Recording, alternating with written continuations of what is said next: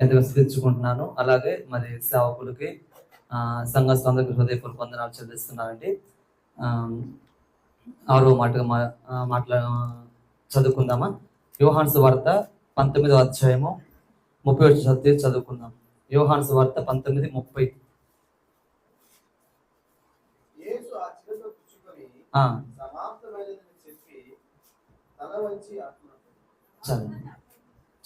దేవుడి నామానికి మహిమ కలుగును గాక. చూడండి, ఇక్కడ ఆరో మాట అంటే సమాప్తమైనదని చెప్పాను. అయితే నేను మరి సహోదరుడు చెప్పిన విధముగా 7 మాటలు సిలువలో మాట్లాడిన యేసుప్రభు వారు పలికిన 7 మాటలు కూడా చాలా ప్రాముఖ్యమైనవి.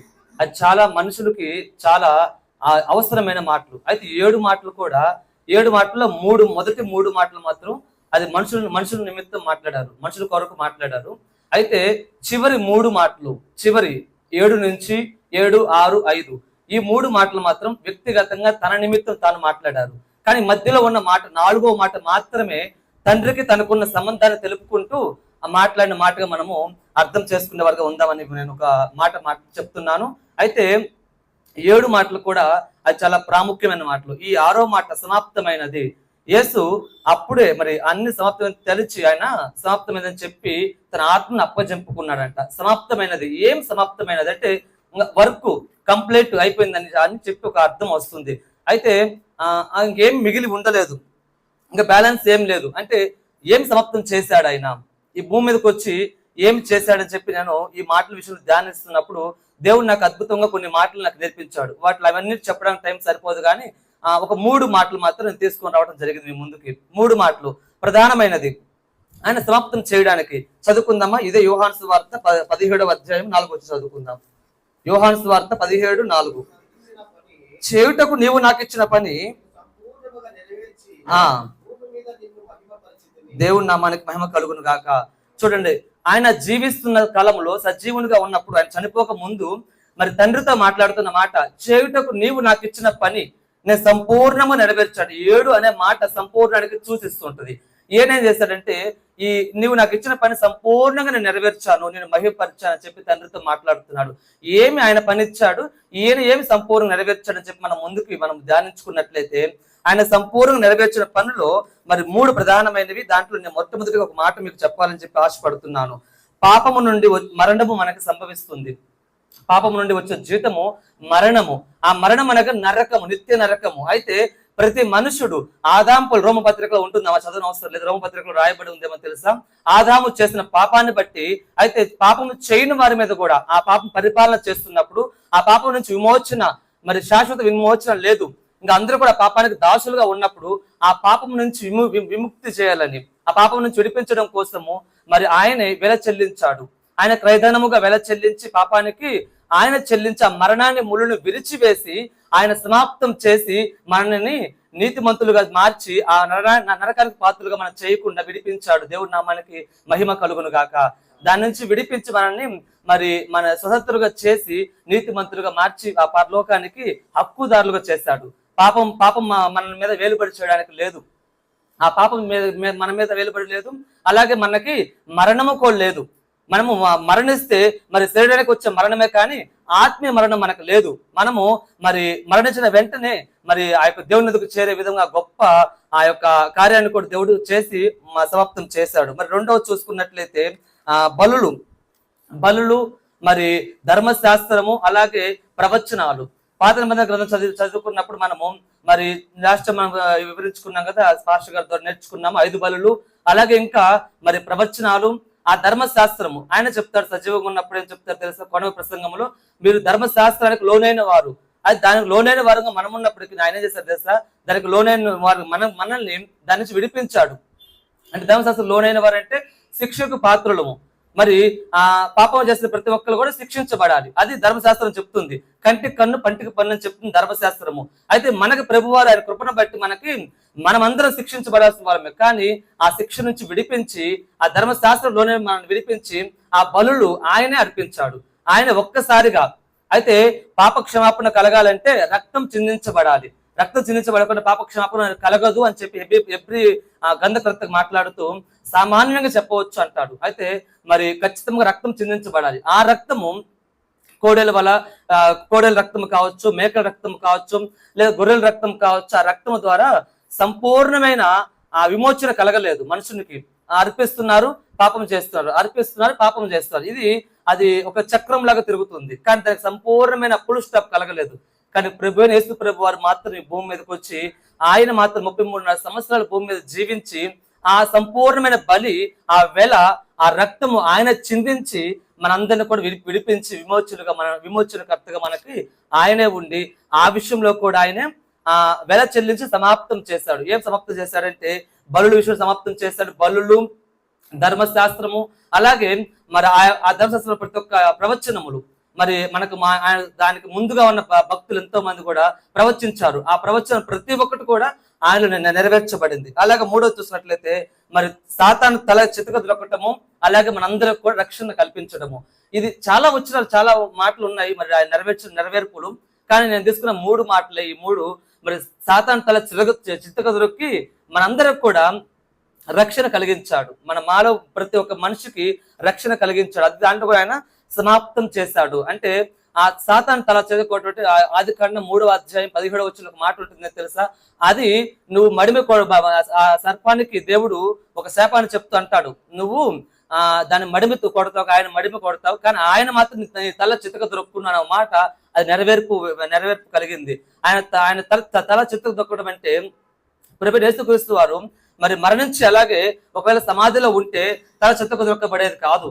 అది మరణించడం ద్వారా కాదు, తిరిగి పునరుద్ధరణ అవడం ద్వారా ఆ సాతాను తల చితక దొరకబడింది. అది అనుకుంది యేసు ప్రభు వారి పని ముగించబడింది, యేసు ప్రభు వారి పని సమాప్తం అయిపోయింది, ఇంకా లేదు, ఆయన చనిపోయాడు అని చెప్పి అనుకుంది. కానీ ఈ ప్రపంచ వ్యాప్తంగా ప్రతి సమాధిలో మరి ఏ సమాధి కూడా ఖాళీగా లేదు.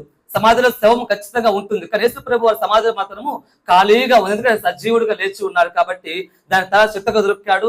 మనందరికి కూడా రక్షణ అందించగలిగాడు. నా ప్రియ సహోదరుడు, ఈ విషయంలో కూడా ఆయన సమాప్తి చేశాడు. ప్రతి ఒక్కటి ఆయన ముగించాడు, ఇంకా ఏమి లేదు. చాలా మంది మనము చూస్తుంటాం, చనిపోయే ముందు మాట్లాడే మాటలు చాలా ముఖ్యమైనవి. చనిపోతున్న ముందు చూస్తుంటాం కదా, పెద్దవాళ్ళు కావచ్చు, వయసు అయిపోయిన వాళ్ళు కావచ్చు, ఇంకా చనిపోతాము కొద్ది రోజులు అనుకున్నప్పుడు వారి ఇంటి వాళ్ళు పిలిచి, పెద్దవాళ్ళ పిల్లల్ని పిలిచి, ఇక్కడ ఈ ఆస్తులు ఉన్నాయి, అక్కడ ఆ ఆస్తులు ఉన్నాయి, ఇవన్నీ కొన్ని సంపాదించింది అని చెప్తూ మరి మరణించే ముందు చెప్పే మాటలు అవి చాలా గుర్తు పెట్టుకుంటారు. ఏం చేస్తారంటే మా నాన్న ఈ మాట చెప్పాడు మరణించే ముందు, మా అమ్మ ఈ మాట చెప్పిందని చెప్పి అది గుర్తు పెట్టుకుంటారు. అంటే అది ప్రాముఖ్యమైనది. యేసు ప్రభు చనిపోతే కూడా ఈ 7 మాటలు చాలా ప్రాముఖ్యమైన మాటలు మనకు నేర్పించి మన దగ్గర మాట్లాడి ఆయన చనిపోయటం జరిగింది. నా ప్రియ సహోదరుడా, ఈ 7 మాటలు కూడా ప్రాముఖ్యమైన మాటలు. అయితే చనిపోయే ముందు పెద్దలు అంటారు కదా, నా పని అయిపోయింది, నా కథ ముగిసిపోయింది, ఇక నేను వెళ్ళిపోవాల్సిన టైం వచ్చింది అంటారు. అయితే వాళ్ళు ఏమి చేశారో కూడా వాళ్ళకి తెలియదు. ఇక్కడ ప్రతి ఒక్కరు కూడా దేవుడు ఒక ప్రణాళికతో మనం పంపించాడు భూమి మీదకి. ప్రతి ఒక్కరికి ఒక ప్రణాళిక అనేది ఉంది. అంటే ఆ ప్రణాళికతో మనం ఇక్కడ పంపబడ్డాము. యేసు ప్రభు వారు మాత్రము ఆయన ప్రణాళికను బట్టి వచ్చాడు ఈ భూమి మీదకి. ప్రతి ఒక్కటి మాట పొల్లు తప్పిపోకుండా ప్రతి ఒక్కటి నెరవేర్చి ఆయన ముగించి తను ఆ యొక్క తండ్రి వద్దకు చేర్చబడ్డాడు. మరి పంపబడ్డ మనము కూడా ప్రతి ఒక్కరు కూడా ఒక మనిషి ఒక ప్రణాళికతో చొప్పున పంపబడ్డాము. అయితే మనం కూడా మన ప్రణాళికను నెరవేర్చే విధంగా ఉన్నామా? ఒకవేళ మనం నెరవేర్చుతున్నామా, లేదంటే మన ఇష్టానుసారంగా మనం నడుచుకుంటున్నామా అనేది మనం జ్ఞాపకం చేసుకుని రాత్రి యొక్క ఉదయకాల సమయంలో ప్రతి సహోదరుడా, ఎందుకంటే మనకు నెరవేర్చే వారిగా ఉండాలని చెప్పి ప్రభు ఆశపడుతున్నాడు. సంపూర్ణంగా నెరవేర్చాడు, మనం కూడా నెరవేర్చాలని చెప్పి ఆయన ఆశపడుతున్నాడు. అలాగే నేను ఒక శిలువ ధ్యానం చదువుకుంటున్నప్పుడు, ఈ ధ్యానం చేస్తున్నప్పుడు ఈ మాటలు మరి నేను చదువుకుంటున్నప్పుడు నాకు ఒక శిలువ సత్యం దేవుడు నాకు బయలుపరిచాడు. ఒక సత్యం ఏంటంటే, యేసు ప్రభు వారు శిలువ వేయబడ్డప్పుడు మరి పాస్టర్ గారు మన కళ్ళ కట్టినట్లుగా ఈరోజు ఆ మాటల్లో మనకి వివరించాడు. నాకు నిజంగా ఆ మాటలు చెప్పినప్పుడు చాలా బాధ దుఃఖం వేస్తుంది హృదయంలో. అయితే మరి ముఖ్యంగా నాకు నా హృదయం దేవుడు ప్రేరేపణ ఏంటంటే, యేసు ప్రభు 33 సంవత్సరాలు యవ్వనస్తుడు. అయితే యవ్వనస్తుడైన ఆయన మినిమము ఒక 70 కేజీలు బరువు పైన ఉండవచ్చు నా అంచనాది. అది నాకు బైబిల్ చదివింది కాదు, తెలియదు నాకు. 70 కేజీల పైన ఒకవేళ అంచనా ఉండవచ్చు అని నాకు అనుకున్నాను. అయితే ఒక రాయిని మనం తీసి ఇలా పైకి విసిరేసినప్పుడు, రాయి కానీ లేదా ఒక వస్తువుని ఇలా పైకి విసిరేసినప్పుడు అది ఖచ్చితంగా భూమి మీద పడుతుంది. అంటే అది ఈ భూమి ఆ శక్తి ఉంటుంది కదా, అది ఖచ్చితంగా భూమి మీదకే వస్తుంది. అయితే యేసు ప్రభు వారిని సిలువ వేసినప్పుడు ఆయన్ని ఆకాశానికి మధ్యన భూమికి మధ్యలో ఆ శిలువ వేయటం జరిగింది. శిలువ ఎలా వేశారంటే చేతికి కాళ్ళకి త్రాళ్ళు కట్టేయలేదు. త్రాళ్ళు కట్టి వేస్తే ఒక బాధ ఒక విధంగా ఉంటుంది బాధ. కానీ ఆ చేతికి ఒక శీల కొట్టినప్పుడు, ప్రాష్గా చెప్పా కదా, అది 8 ఇంచులు ఆ యొక్క అంగుళాలు కలిగిన శీల చేతికి కొట్టి ఆ శీలని చక్కకి బిగ్గొట్టినప్పుడు ఎంత వేదన వేస్తుంది. ఆ చేతికి ఈ చేతికి కొట్టి 2 కాళ్ళు ఇలా పెట్టి కింద కొట్టినప్పుడు, అయితే ఈ బరువు అంతా, ఈ 70 కేజీలు మినిమం బరువు పైన ఉన్న బరువు ఎక్కడికి వస్తుంది? బరువు అంటే భూమి మీదకి వస్తుంది.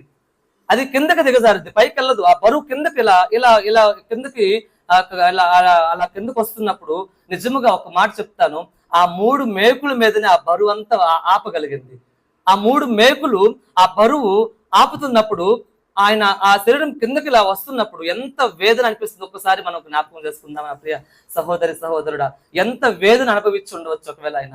ఆ 70 కేజీల బరువు కూడా కిందకి ఇలా దిగజారుతున్నప్పుడు ఆ చర్మం చీల్చుకొస్తూ ఉంటుంది కదా, ఆ చెక్క, ఆ మేకు చీల్చుకొస్తూ ఉంటుంది. కానీ కూడా ఆ బరువు ఆయన ఆపుకొని అంత వేదన ఆయన భరించి, ఆయనకు ముళ్ళ కిరీటం ఒకవైపు, ఆ శరీరం వీపు 39 కొరడా దెబ్బలతో శరీరం చీల్చబడింది, రక్తం ముద్దలుగా భూమి మీద పడవేయబడిందని చెప్పి వాక్యం చెప్తుంది. అంత వేదన అనుభవిస్తూ కూడా, అంత వేదనలో కూడా మన కొరకు, కేవలం మన కోసము 7 మాటలు ఆయన మాట్లాడగలిగాడు. నా ప్రియ సహోదరుడా, ఈ యొక్క మధ్యాహ్న కాల సమయంలో ఈ మాటలు మనం జ్ఞాపకం చేసుకున్న ప్రభు వారు అంత త్యాగం చేయడానికి అసలుకి ఏముంది? అంత మన పట్ల అంత ఫెసిలిటీ ఏమీ లేదు. అయితే ఆయన చేసిన ఒక కార్యం ఏంటంటే, తండ్రికి మరి మనకి ఉన్న ఆ మధ్యలో ఉన్న ఆ యొక్క సమాధాన బంధాన్ని తెగిపోయింది కాబట్టి ఆ బంధం కలపడం కోసము, ఇందాక సహోదరులు చెప్పిన విధముగా మనం ప్రణాళిక ఏంటంటే దేవుడితో సహవాసం చేయడం కోసం మనం ఏర్పరచబడ్డాము, మనం ఇక్కడ పుట్టించబడ్డాము. ఆయనతో సహవాసం చేస్తూ ఆయన సువార్త పనిని, మనం ఈ భూమి మీద ఆయన ఇచ్చిన మనకు పనిని నెరవేర్చే వారుగా మనం ఉండాలి. అలాగే ఆయన చూపించిన ప్రేమను బట్టి మనము ముందుకు కొనసాగే వారుగా ఉండాలని చెప్పి మరి దేవుడు మనకు నేర్పిస్తున్న ఈ మాట, 6వ మాటని మరి జ్ఞాపకం మనం ముందుకు కొనసాగుతాం. ఇది చక్కగా అవకాశం ఇచ్చే దేవుడికి, సేవకులకి నా కృతజ్ఞత మరొకసారి చెప్పుకుంటూ ఈ యొక్క సమయాన్ని మరి దైవ సేవకులకు అప్పు చెప్పుకుంటున్నాను.